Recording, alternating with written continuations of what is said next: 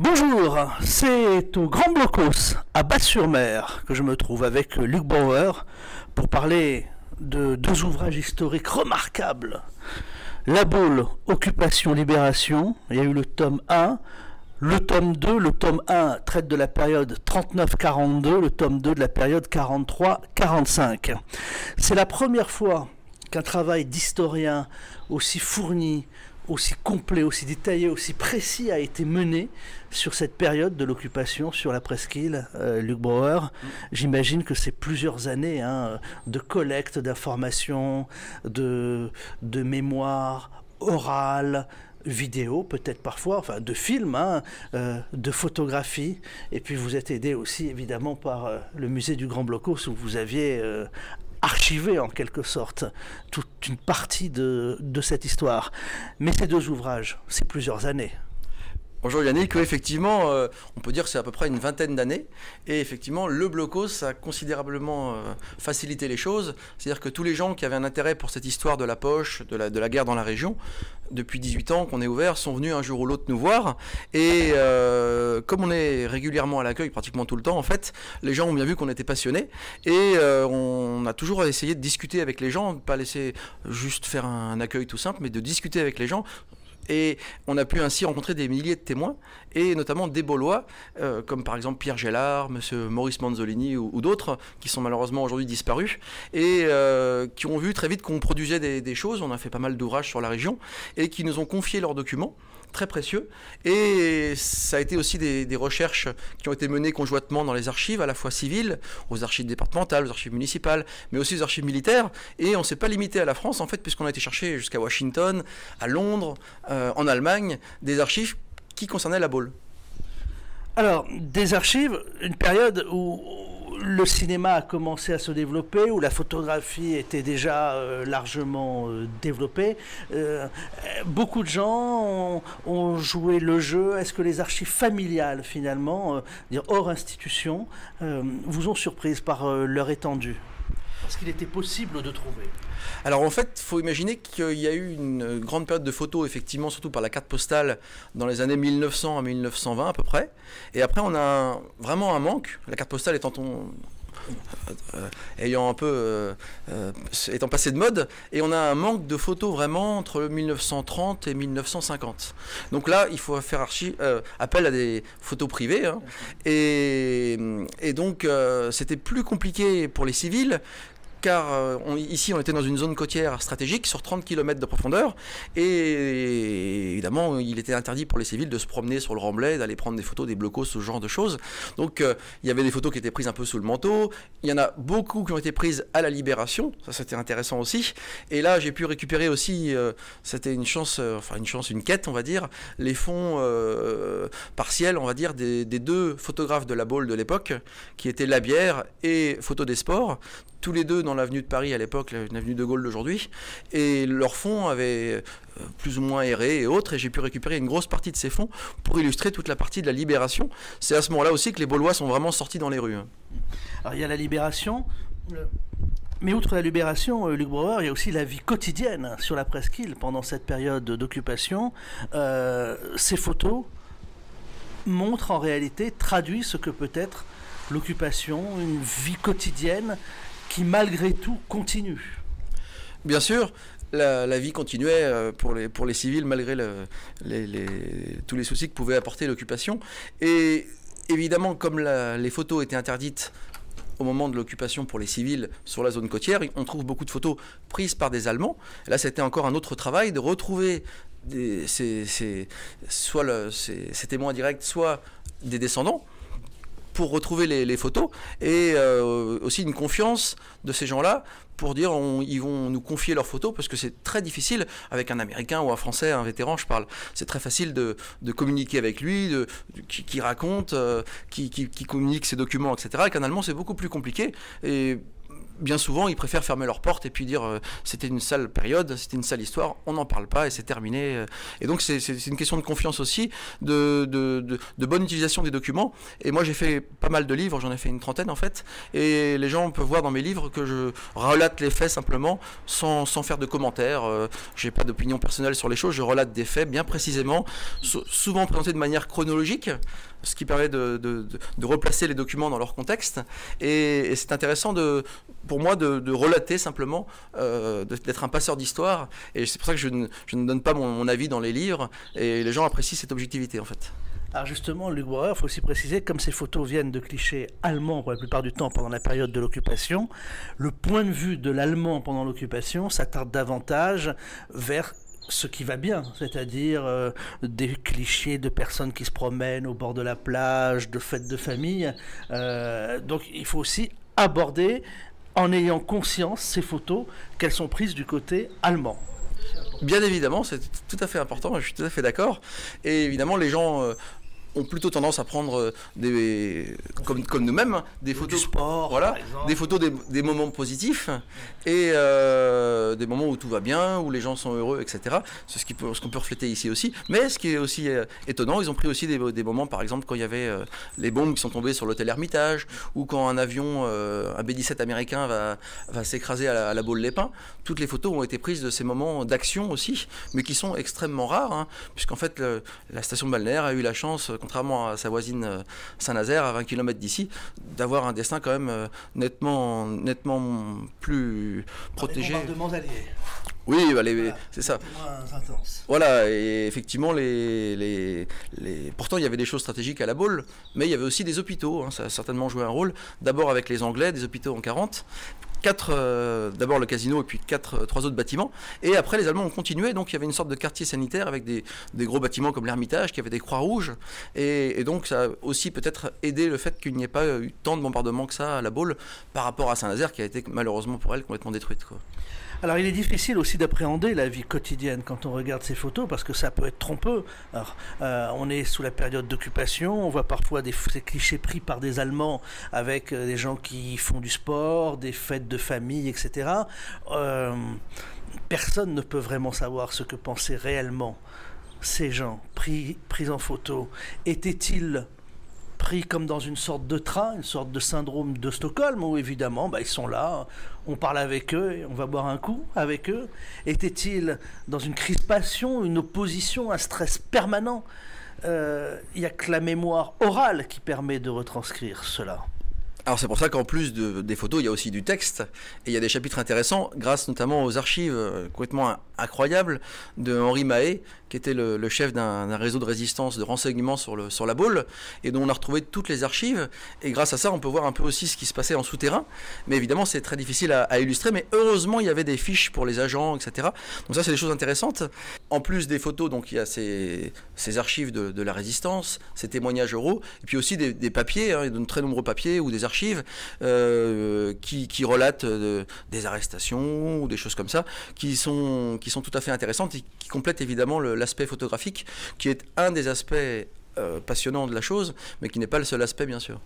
Alors, dans ces deux ouvrages, La Baule, Occupation, Libération, quelle a été la part de nouvelles prises que vous n'aviez pas dans les archives du musée du Grand Blockhaus et qui vont maintenant peut-être enrichir les collections du musée du Grand Blockhaus? Alors en fait, parce qu'il y a certaines photos que l'on connaissait, que l'on avait déjà vues au sein du musée. Alors il y a à peu près 1100 photos et documents, donc ce qui est exceptionnel, même par exemple des plans aussi, comme le plan des fortifications ou le plan de l'aérodrome de la Baule, etc. Et on va dire à peu près 900 de ces clichés sont totalement inédits, et évidemment on ne va pas recouvrir les murs du Blockhaus de photos, et donc on a trouvé que faire un livre, c'est encore la meilleure façon pour que ces photos soient partagées avec d'autres personnes, avec les lecteurs, et qu'elles ne soient pas perdues, parce que très souvent il y a des gens qui collectionnent les photos, mais à titre de collection personnelle, et quand ça n'aboutit pas à un ouvrage, ça peut être perdu par les descendants, ça peut être disséminé, etc. À partir du moment où ces livres sont faits, et à plusieurs milliers d'exemplaires, ces photos ne seront jamais perdues, ça sera pour toujours. Alors ne craignez-vous pas que certaines personnes... il est toujours difficile de juger, de faire des commentaires sur cette période que l'on n'a pas connue parce que les gens ont parfois tendance à émettre des jugements sur une période passée à partir des éléments actuels. Évidemment, ce n'est pas du tout pareil.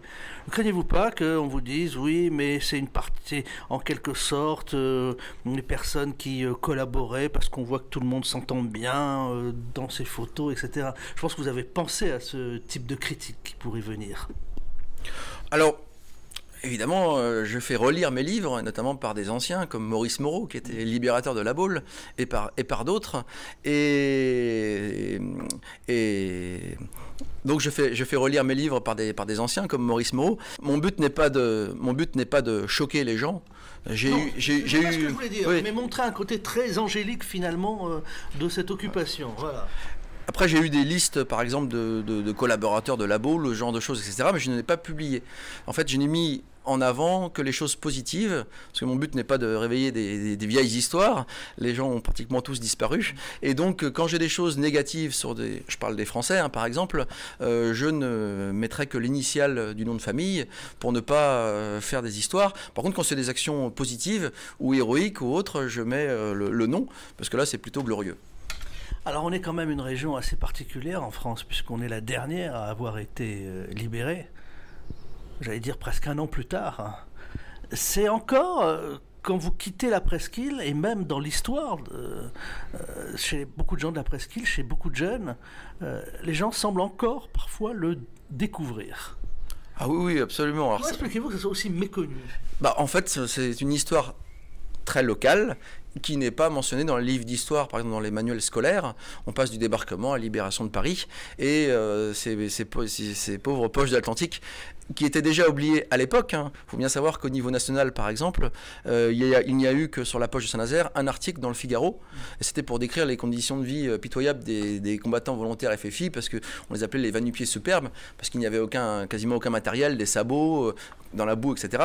Et c'est le seul article au niveau national qu'il y a eu à l'époque, et c'était très peu connu, même des gens à Nantes ne savaient pas à l'époque qu'il y avait la poche à 25 km de là. Et effectivement, après-guerre, ça serait, on peut dire, pratiquement tombé dans l'oubli. Et avec le musée, on est venu remettre un petit peu tout ça au goût du jour et rappeler que c'est quand même important, que ce soit la dernière région libérée de France. Ça ne concernait pas seulement des militaires, mais il y avait quand même 130 000 civils à l'époque.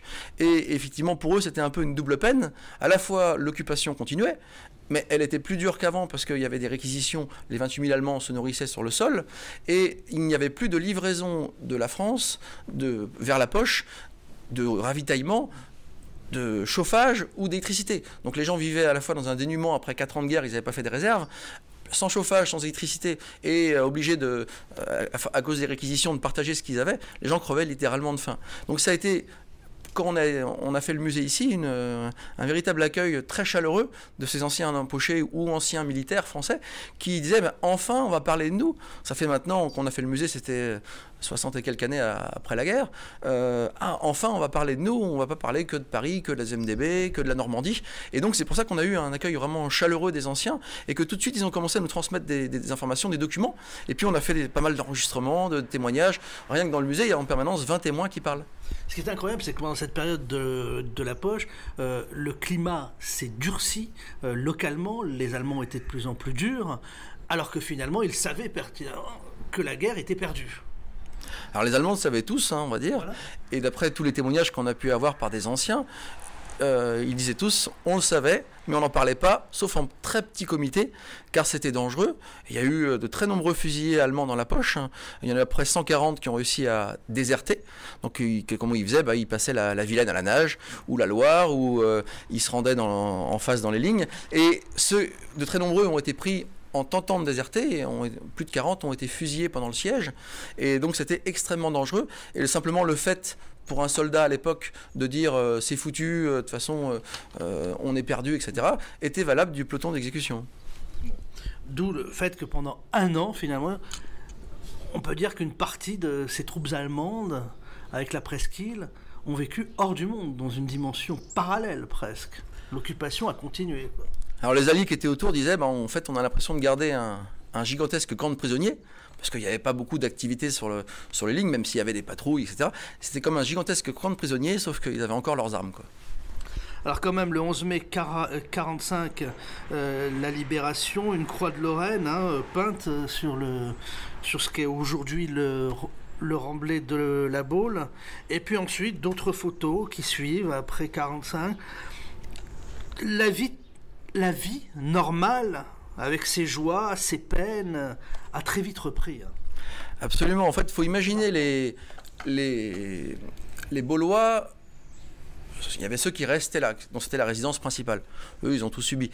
Après, il y avait ceux qui avaient une résidence secondaire, qui étaient très nombreux à l'époque.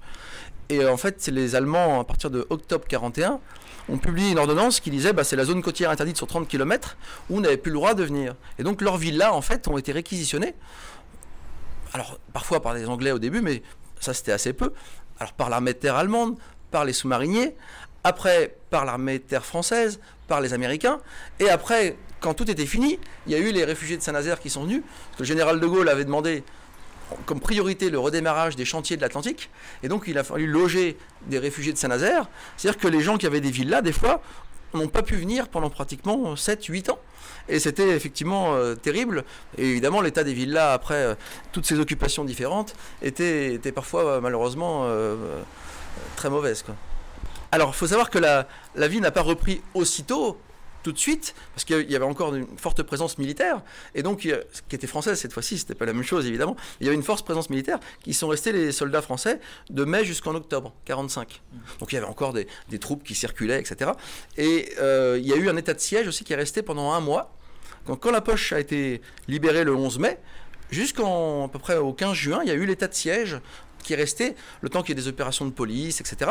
Et donc les gens ne pouvaient pas rentrer comme ça d'un seul coup. Et c'est seulement à partir de juin, à partir de l'été 45, on va dire, mais encore fallait-il éviter sur la plage les obstacles de plage, il y avait des champs entiers qui étaient minés, etc. Donc c'était quand même dangereux.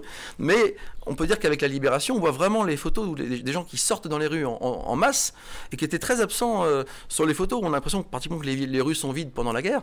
Et là, on voit vraiment les gens qui sortent en masse. Effectivement, c'était un moment formidable, comme tous l'ont décrit les gens qui l'ont vécu. Voilà. Alors, c'est un temps qui n'est pas très éloigné pour des gens qui ont on va dire des gens qui ont plus d'une quarantaine d'années. Ce temps par exemple, on parle beaucoup des années 80 qui sont très à la mode, etc. La naissance de tous ceux qui ont un peu 40, 50 ans aujourd'hui, leur temps de naissance, c'est la période qui nous sépare des années 80. Pour les gens de cette génération. Ça veut dire que c'est très proche, encore. Comment arriver à perpétuer cette mémoire, avoir conscience qu'il n'y a pas si longtemps que ça, des pays qui sont aujourd'hui aussi proches, où il n'y a plus de frontières pour les passer, étaient en guerre, que d'autres pays, que de tels pays ont pu sombrer dans la barbarie. J'imagine qu'à travers ce musée du Grand Blocos, il y a aussi tout un travail sur cette mémoire qui ne doit pas disparaître. Absolument, c'est ce qu'on fait ici tous les jours, en accueillant à la fois des touristes, il n'y a même pas, on va dire, 1% des gens qui connaissent cette histoire locale, et aussi des scolaires, parce que comme je vous le dis, ici en 1h15 de visite, ils peuvent comprendre ce qui s'est passé dans la région, pas seulement la poche, mais l'Ancastria, le raid anglais, la base sous-marine, les bombardements, tout ça, on l'explique à l'intérieur. Et on le fait d'une manière assez européenne, c'est mon idée. Moi, je suis très content que le général de Gaulle, à l'époque, avec Adenauer, ait fait ce rapprochement entre les pays. Et ce qu'on dit toujours aux scolaires, on fait un petit aparté sur la chance miraculeuse qu'on a depuis 70 ans de ne plus avoir eu de conflit entre pays européens. C'est une nouveauté absolue. Pendant 2000 ans, on n'a pas cessé de se battre les uns les autres. Et on leur dit tous les jours, c'est une chance extraordinaire. On le doit à tous ces gens qui sont morts pour notre liberté, évidemment, mais c'est nouveau. Et il faut en prendre conscience que c'est une chance de pouvoir vivre comme ça, de manière sans se poser la question, est-ce qu'on va être bombardé, est-ce qu'on va mourir, est-ce qu'on va devoir aller partir au combat ou autre. On est dans les premières générations, moi je suis né en 70, qui n'avons pas eu de conflit, hein, parce qu'après la Seconde Guerre, il y a eu l'Indochine, l'Algérie, etc. On est dans les premières générations qui n'avons pas eu à nous battre, et moi j'en suis très heureux. Et je considère que c'est une chance réelle, et c'est pour ça qu'on a toujours le drapeau européen qui flotte ici sur le blocos. Voilà, c'est un travail remarquable de Luc Brouwer à travers Labo, l'occupation, libération. Il y a le tome 1 et le tome 2. C'est publié chez Livre Édition. Alors, comment se procurer ces ouvrages? Bien sûr, en venant directement ici à la boutique du musée du Grand Blocos. Voilà, ou sinon dans toutes les maisons de presse de La Baule et puis aux alentours, vous trouvez ce livre. Et la particularité de ce livre, c'est qu'il est tout couleur aussi à l'intérieur, son papier est glacé, ce qui permet de présenter des documents aussi d'époque qui sont vraiment, enfin, c'est vraiment plus intéressant quand on voit ces documents en couleur que de voir du noir et blanc. Donc c'est un peu une nouveauté pour moi, ce passage à la couleur, et ça apporte vraiment quelque chose, je trouve. Il y a beaucoup de photos qui sont en noir et blanc, mais elles sont jaunies. Donc la couleur retranscrit aussi cet aspect. Tout à fait. Ouais. Ce travail de mémoire, Luc Brouwer. Labo, l'occupation, libération. C'est vraiment plusieurs années de travail, de recherche, de documentation pour ce travail incroyable. Donc il y a 2 ouvrages, voilà, parce que les photos sont très importantes, en format grand livre, la période avant 43 et puis la période 1943-1945. Et puis peut-être un mot, oui. Oui, ça permet vraiment aussi de découvrir tout un tas de bâtiments qui ont disparu aujourd'hui, bien sûr. Parce que comme je l'expliquais tout au début, la carte postale, on va s'arrêter en 1920. Donc il y a tout un tas de bâtiments intéressants qui ont été construits, des hôtels ou l'office du tourisme ou autres, dans les années 30 en fait, qui sont du coup montrés. Et c'est intéressant de voir aussi l'architecture de l'époque, quoi. Un dernier mot peut-être sur le musée du Grand Blocos. Donc, alors en fait, on a ouvert ici il y a 18 ans. On a reçu à peu près 550 000 personnes et on est ouvert des vacances scolaires de février jusqu'au 11 novembre tous les jours. On a créé un second musée en Normandie il y a 11 ans maintenant, sur les plages du débarquement, qui était un peu nos premiers amours. Ça fait 11 ans. Et on a créé il y a 3 ans un autre musée à La Rochelle, qui présente l'histoire de la région de La Rochelle pendant la guerre. Et donc l'ensemble de ces 3 musées, on reçoit à peu près 85 000 visiteurs par an. Et on a toujours d'autres projets, et notamment notre gros projet, ça serait en fait de faire un musée qui raconte tout ce qui s'est passé sur mer, et toute la bataille de l'Atlantique, les histoires de bateaux, de sous-marins et autres. Ça serait vraiment un peu notre rêve. Parce qu'en fait, on a peu de choses dans les musées français là-dessus. On a malheureusement envoyé à la ferraille tous nos bateaux de la Seconde Guerre mondiale, tous nos sous-marins. On n'en a pas en France, alors que quand on va aux États-Unis, en Angleterre, on en voit partout. Et alors, je ne sais pas si ça sera un bateau, mais en tout cas, au moins présenter l'histoire navale qui moi, me passionne. Eh bien, merci encore, Luc Brouwer, de m'avoir accueilli chez vous, au musée du Grand Blocos, sur la Côte Sauvage, à Bas-sur-Mer, pour parler de vos derniers livres sur Labo, l'occupation, libération.